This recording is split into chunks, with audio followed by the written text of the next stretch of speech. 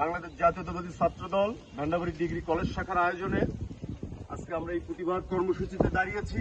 আমাদের ক্যাম্পাসে আমাদের ভাই বাংলাদেশ জাতীয়তাবাদী ছাত্রদলের ঢাকা বিশ্ববিদ্যালয়ের নেতা, জুলাই আন্দোলনের অকুতোভয় যোদ্ধা, মেধাবী ছাত্র নেতা শাহরিয়ার আলম সাম্যের হত্যার প্রতিবাদে আজকে দেশব্যাপী আমাদের এই কর্মসূচি সকল কলেজ বিশ্ববিদ্যালয় শিক্ষা প্রতিষ্ঠানে কর্মসূচি পালিত হচ্ছে।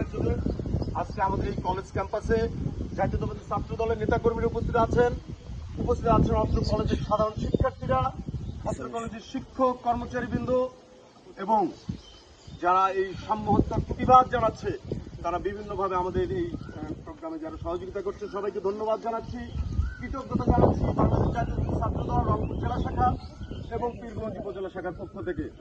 আপনারা জানেন আজকে 4-5-6 দিন হয়ে যাচ্ছে সেই আমাদের ছাত্র নেতা জুলাই আন্দোলনের অকুতোভয় যোদ্ধা, স্বৈরাচার বিরোধী আন্দোলনে, ফ্যাসিবাদ বিরোধী আন্দোলনে যে সাহসিকতার সাথে ঢাকার রাজপথে নেতৃত্ব দিয়েছে আমাদের ভাই সেই সাম্য, তার হত্যাকারীদের এখনো গ্রেপ্তার করা হয়নি।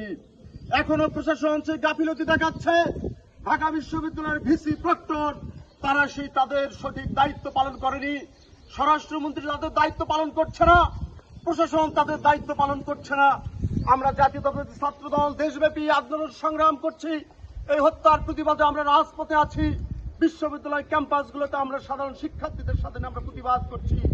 তারপরও আজকেও এখন পর্যন্ত হত্যার সঠিক রহস্য উদ্ঘাটন হয়নি। আমরা সরকারের কাছে, প্রশাসনের কাছে জোর দাবি জানাচ্ছি, অনতিবিলম্বে কেন হত্যাকারীকে এখনো চিহ্নিত করা যাচ্ছে না, কেন এখনো গ্রেপ্তার করা হচ্ছে না, কাদের ইশারায় আমরা জানতে চাই। আমরা দেশব্যাপী শিক্ষার্থীদের সাথে নিয়ে, এদেশের সচেতন তরুণদেরকে সাথে নিয়ে আমরা এই হত্যার বিচার না হওয়া পর্যন্ত আমরা এই প্রতিবাদ জানাতেই থাকবো। কাজে আপনাদের প্রতি আমরা বলতে চাই, কোন গরিব শিক্ষার্থী ভাইয়েরা আপনারা যে উপস্থিত আছেন আপনাদেরকে আবারও অনেক অনেক ধন্যবাদ এবং কৃতজ্ঞতা জানাচ্ছি।